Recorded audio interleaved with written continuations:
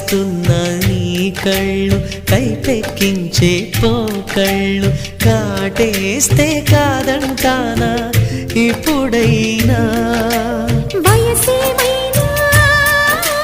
సొగసేమైనా నై మరపించే మనసేమైనా నవ్వు నవరాత్రి నీ కోసం తీసుకువస్తున్నా మైనా ఏమైనావే మన్మథ మాసం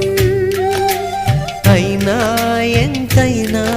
ఇది మెత్తని మోసం తీయనైన తీరిక తీర్చమంది కోరిక నీకు తోడు